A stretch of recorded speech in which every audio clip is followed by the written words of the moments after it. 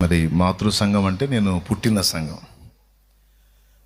తర్వాత దేవుని ప్రణాళికను బట్టి నన్ను ప్రత్యేకించి ఇలా వాడుతూ ఉన్నాడు ఆయన. నేను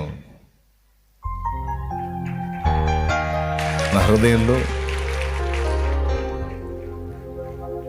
నా కుటుంబాన్ని మర్చిపోయేదేం లేదు. దాని క్షేమం నా క్షేమం అన్నట్టుగా నేను ఎల్లప్పుడూ కోరుకుంటాను. రైట్. మరి ఎక్కడో నెల్లూరులో పుట్టి గుంటూరు దాకా వచ్చి జీవితంలో వివాహము అనేది వదిలేసుకొని, వంశం, భార్య, పిల్లలు అనేది వదిలేసుకొని, భుజానికి బైబిల్ సంచి తగిలించుకొని ఆయన బయలుదేరి వెళ్ళేటప్పుడు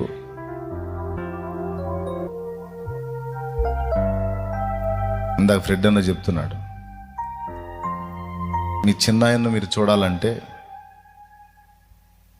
మీ చిన్నాయన్ని అంటే మీ బాబాయ్ని మీరు చూడాలంటే అదిగో అక్కడ చూడాల్సిందని గోడ మీద ఫోటో చూపించి, ఇంకా ఫోటో చూసుకోవటమే మీరు, నేనుగా వచ్చి మీకు కనబడేది ఉండదు, నేను ప్రభు పని కొరకు వెళ్ళిపోతున్నాను అని ఒక సవాలుకరమైన మాట మాట్లాడి వెళ్ళి తన బ్రతుకుని తుది శ్వాస విడిచేంత వరకు చేయగలిగినంత దేవుని కొరకు పరిచర్య చేసి